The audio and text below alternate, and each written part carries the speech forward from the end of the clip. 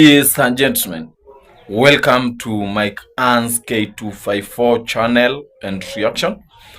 I'm very happy with you guys for a great support where each and every time by subscribing on my video, liking on my video, and sharing my video. That is a great support you are giving me each and every day, and I'm very happy with it, guys. May God bless you so much for that. Today's news is about the former deputy president, who is Rigathi Gachagua, being that addressing the country by saying that some people they say that I'm a tribalism, but I want to tell you, Kenyans, I am not tribalism, and I'm ready to work with you all Kenyans so that we can move this country together. And regarding Gachagua, I can say that that guy was so powerful, and that guy has something that can make Kenya to go in good ways. So here there's news, and I will come for more reaction towards on that. Thank you, and remember to subscribe please on this channel. Don't view and you forget to subscribe on this channel. The great support you can give me as a MIKEANN'S K254 is to subscribe in this channel. Thank you, and you watch.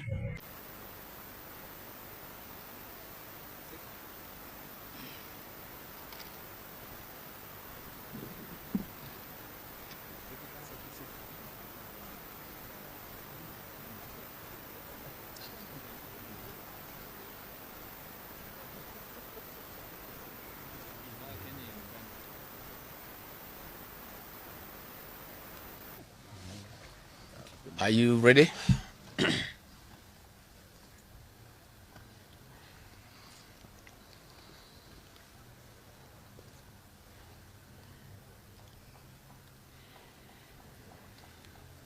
Uko tayari?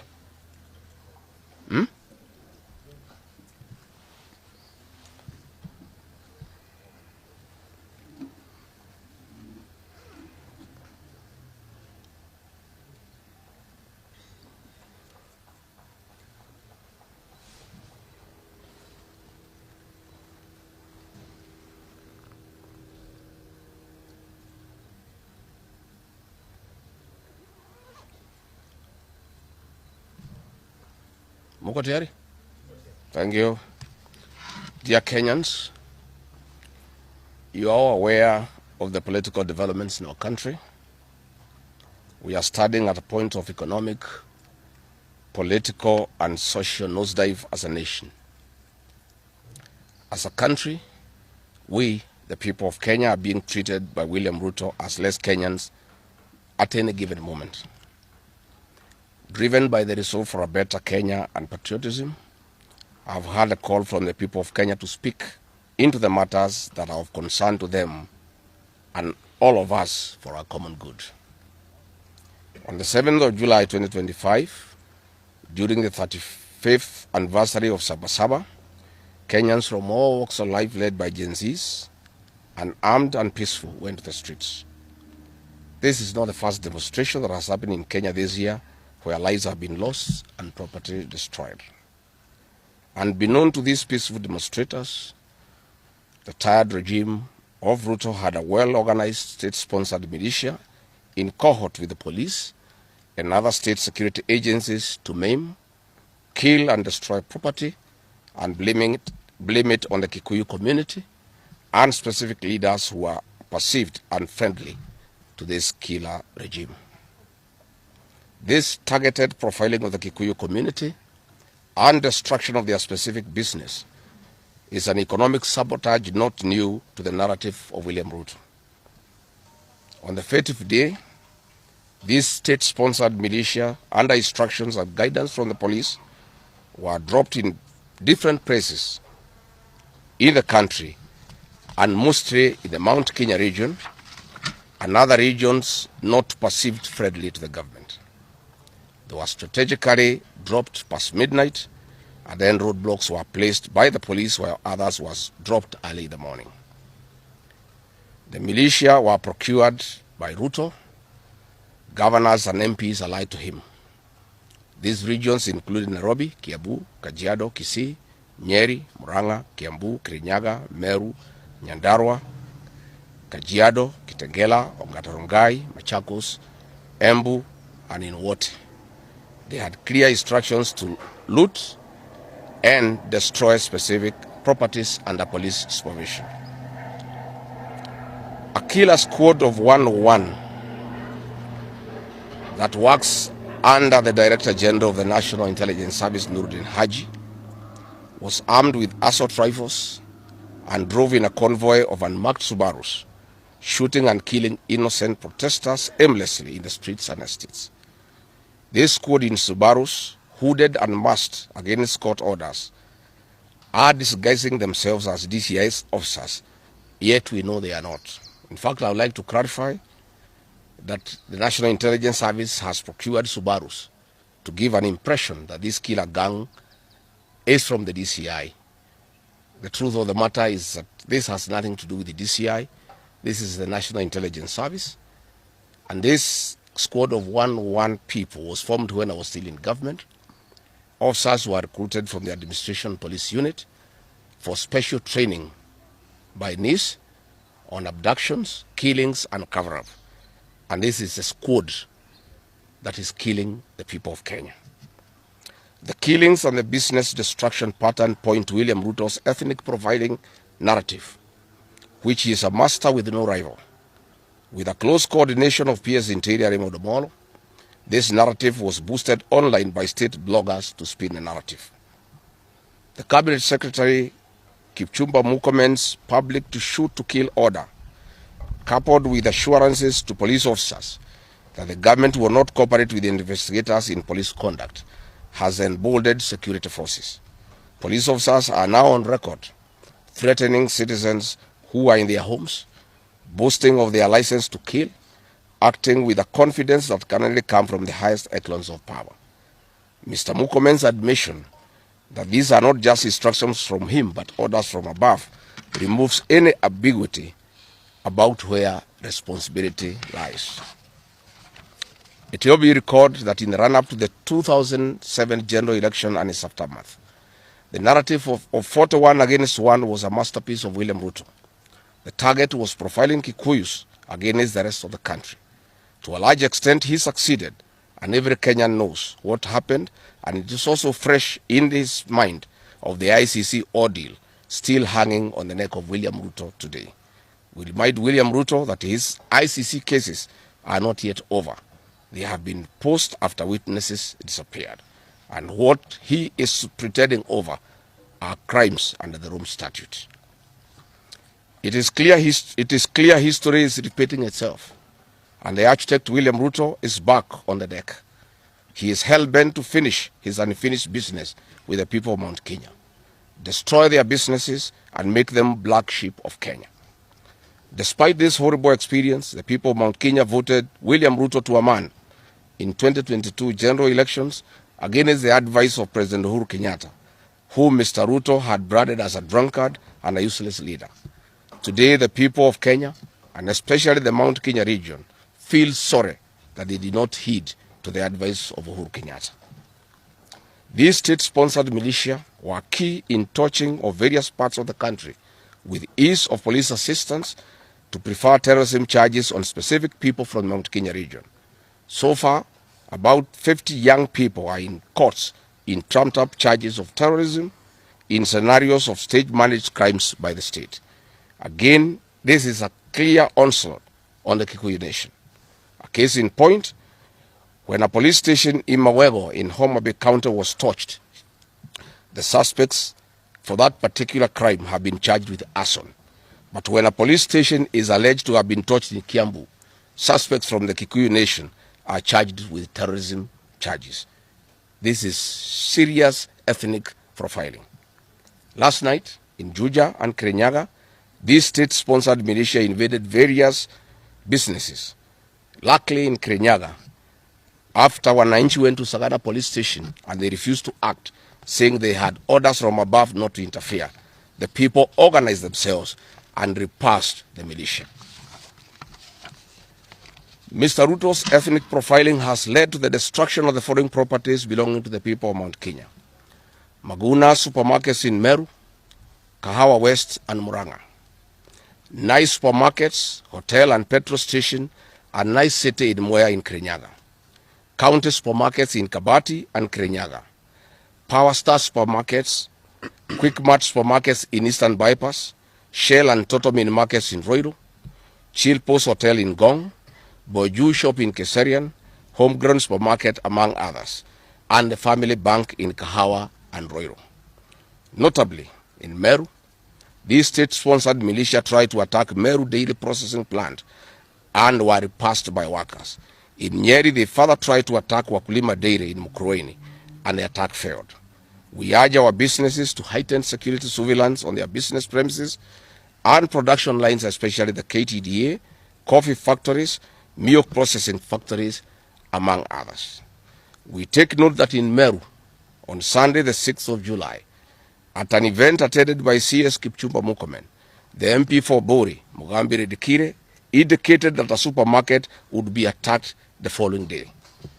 As sure as December 25 is Christmas, and true to his word, Maguna supermarket was touched by the state-sponsored militia, which the MP was privy to. Why hasn't Mugambire Dikire been arrested? How did he know that a supermarket would be attacked? This is selective justice. The evidence that these militias are state-sponsored is plain for all to see. Videos circulating widely show police officers not merely failing to intervene, but actively transporting armed groups who proceed to unleash destruction with apparent impunity. Uniformed officers have been seen standing guard as these groups rampage. They are in action and a stark contrast to strong statements being made by government. In Nyeri, journalists were attacked by these militias in the presence of the police. It is well documented. This is a clear indicator that Ruto is working with governors and MPs allied to him to destroy businesses owned by the Kikuyu, the Meru and the Embu, and blame it on people who don't support his administration. This is a tactic that was used by the colonialists with collaborators who searched earth policy and torched buildings and businesses and blamed it on the Mau Mau. This divide and rule tactic will not work, Mr. Ruto. We know that in Meru, they want to use this mayhem to blame Thika Linturi. In Embu, they have already blamed Mkunji Gitonga. In Kitengela, Iron Gong, they want to target Senator Seki and MP Onesmus Ngogoyo. In Nyeri, they are trying to haunt Honorable Kagusha. And in Kirinyaga, they are targeting Senator Murango. We want to remind President Ruto that it is not the Kikuyus who want him out of office. It is the entire people of Kenya. Kenyans are suffering equally across the country. That is why Kenyans have said, if you, Mr. William Ruto, believe that it is the Kikuyus who want you out, then all Kenyans are Kikuyus. I want to thank the people of Kenya for standing out against this tribal profiling of the Kikuyu. The people of Kenya yesterday did wonderful by saying that the Kikuyus should not be profiled. This morning, I've seen Ruto quivering and wailing in uncontrollable anger. Mr. Ruto, excessive anger is not a solution. I want, with a lot of humility, to advise you to stop being angry. That will not help. You need to know what you need to do because you have not been listening to the people of Kenya. The people of Kenya are more angry than you are. They are angry because you have overtaxed them. There is wanton corruption. There is abductions and extrajudicial killings.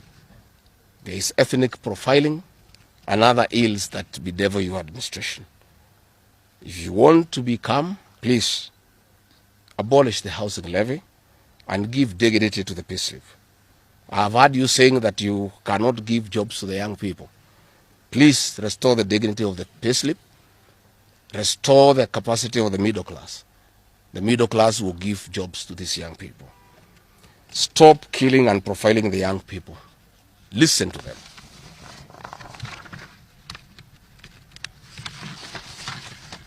Stop abductions and extrajudicial killings. Abolish, disband the killer squad of 101 officers at Danudin Hajj. Give hustlers the jobs that you promised them. Mr. William Ruto, you are the one who promised. You cannot cry today that you have no solution, saying that other presidents have not been able to do it. You are the one who promised these young people. Stop police brutality. Stop abductions and illegal detentions. Get the hustlers from the bottom of the economic pyramid as you promised. Yes, Mr. President, we agree there were other presidents before you, as you have rightly stated, and true, they never went through what you are experiencing today.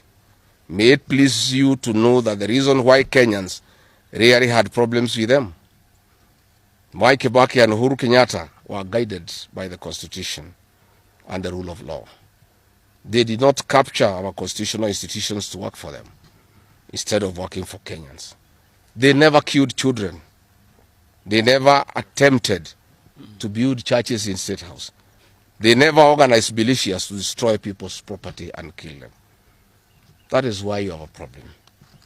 And we also want to remind you that Mwai Kibaki had a difficult time from you, William Ruto. Videos are everywhere. You cannot say that Mwai Kibaki did not face resistance. It's on record that you gave hell to President Kenyatta for 5 years. So it is hypocritical for you to allege that Mwai Kibaki and Uhuru Kenyatta had a very easy time. Most of the problems Mwai Kibaki and Uhuru Kenyatta had came from yourself, and it's on record. We want to advise you that the one-term movement is not getting you out of power outside the Constitution. Mr. President, nobody wants to throw you. Nobody wants to overthrow your government. Nobody wants you out of power through unconstitutional means. Mr. President, I and the people we work with are on record.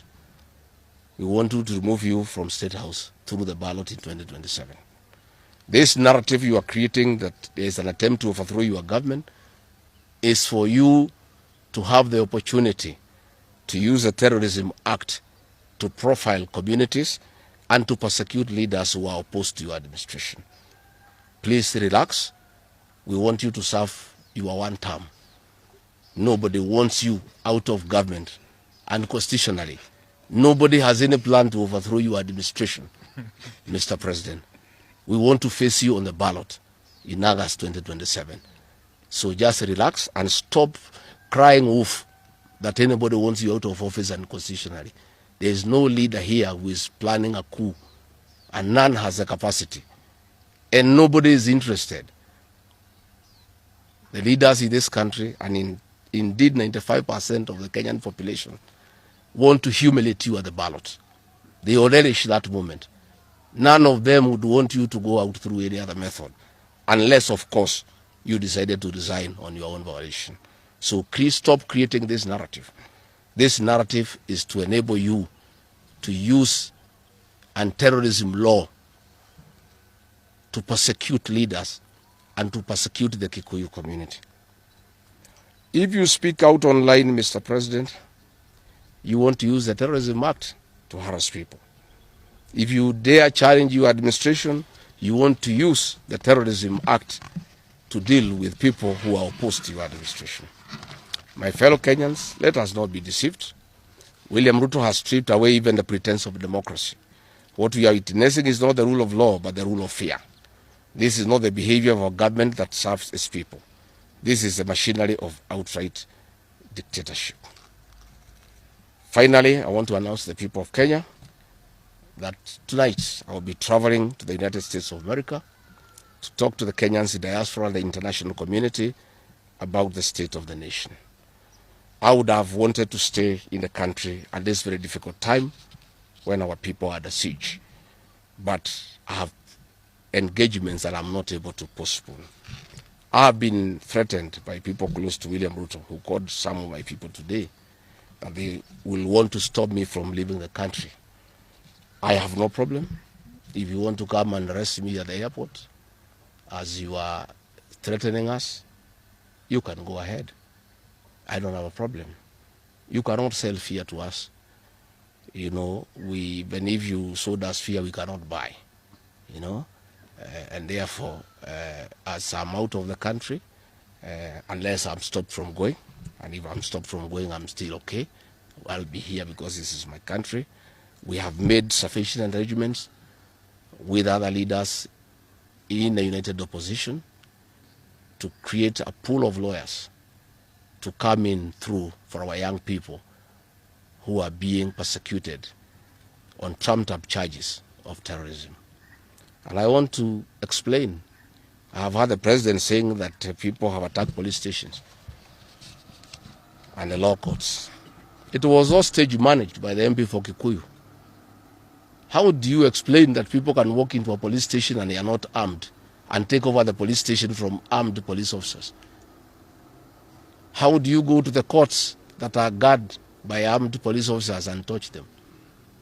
All these attacks of vital installations were stage managed by William Ruto through Kimani Ichung'wa to create the opportunity to prefer charges against people using the Anti-Terrorism Act. That is the reality. So nobody has attacked any police station. They were all stage managed by government. And what is happening is history is repeating itself. This is exactly what Moi did in the 80s against the Kikuyu community. After the abortive 1982 coup, he used sedition laws and the clandestine Kenya movement to profile the community and hold people into court, and they will be taken by Bernard Chunga after 5 p.m. This is history repeating itself. I want to ask our people to be calm, to be cautious, and to be strong. I want to appeal to our young people, the Gen Zs. Looking at the scenario of what is happening and what William Ruto has planned, I want to ask my children, my sons and daughters, to consider applying the next onslaught against the President William Ruto by getting IDs and registering as voters so that they can deal with William Ruto on the ballot. Because I fear for them. Anytime they go out to the streets, they are killed like chicken. I would like to preserve to us these children. We would like to live with them. We would like to see them grow. And when we look at the desperation of William Ruto and the brutal force he is using against these children and the use of state militias to attack them, I would like to plead with them to consider, to join us, we in the opposition, by registering as voters. And in 2027, we'll be able to get rid of President William Ruto. William Ruto, finally, let me ask you a question. The Kikuyu nation, the Mount Kenya people, you call tribalists every day. These people you are waging war against, their businesses, are the same people who voted for you, even after what you did to them in 2007. They forgave you and considered you as a person they can elect as president. You have turned against the community. You are trying to mobilize other Kenyans to profile them and to fight them, but they have refused. These same people from Mount Kenya have the capacity to support somebody else. It must not be you. And they proved that they are not tribal by voting for you when you are Kalenjin. They can vote for a Kamba. They can vote for a Kisi. They can vote for a Luya. They can vote for a Maasai. That sense of entitlement that you are having to the Mount Kenya vote is misplaced. They voted for you, yes. You betrayed them. You turned against them. They don't have to vote for you again. Please stop persecuting them into submission. They will not submit to your brutality, to your vicious attack against them and their leaders. That I want to tell you for free today. I've listened to you talking with a lot of anger, calling them tribalists. They are not. How can they be tribalists when they voted for you and you are not one of them? But you don't have a sense of entitlement that they must vote for you. You know what you have done to them and why they have reacted the way they have. And I want to assure you, you cannot scare them into submission.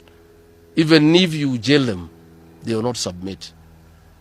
These are seasoned descendants of the freedom fighters, and they cannot be intimidated. So let me encourage my leaders here as I go away to remain strong, to remain focused, and to speak for the people of Kenya.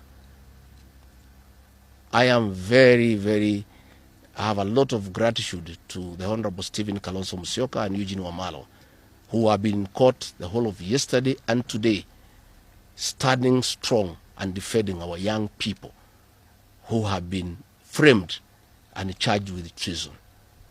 For those two leaders, I want to give them the gratitude of my community and our leadership.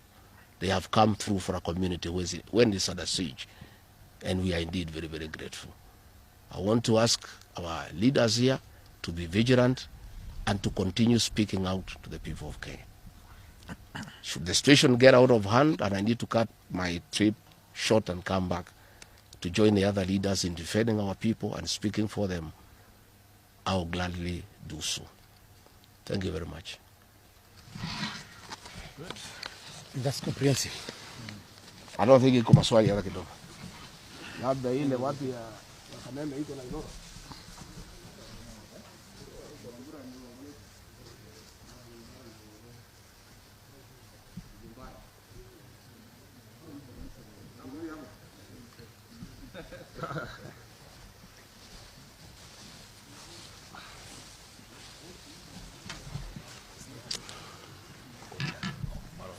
Oh.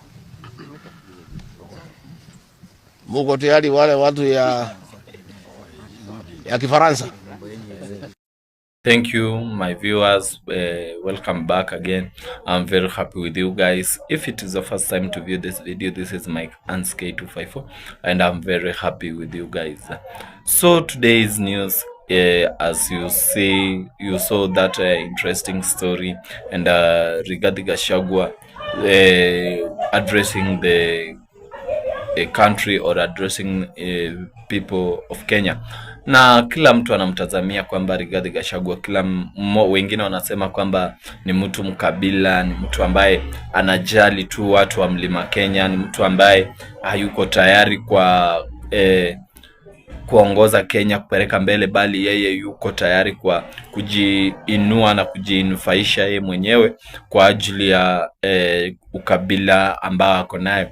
Lakini wengine wanasema kwamba hapana, yeye Rigathi Gachagua hana ukabila. Rigathi Gachagua yuko tayari kuhakikisha ya kwamba Kenya imeenda mbele. So hatujui ni nani hasa ambaye, ama ni kikundi kigani, kikundi kipi kinasema ukweli, kwa maana kunao wa kusema kwamba yeye ni mkabila, kunao wa kusema kwamba yeye ndiye ametosha kusulutisha ama kusukuma serikali iliyo uongozini mbele. Kwa maana tunaona ya kwamba Rigathi Gachagua ameaddress akisema ya kwamba yupo tayari kung'ang'ana, na yeye anang'ang'ana kuhakikisha ya kwamba Kenya inaenda vizuri na Kenya inaenda mbele, na kila mtu ambaye anamuunga mkono ama chama cha upinzani, tunaona ya kwamba kinazidi kupata nguvu kila kukicha, kwa sababu wengine wanasema kwamba yeye ndiye anatosha, wengine wanasema kwamba yeye hatoshi. So siku bado, mtazamaji mpendwa, siku bado,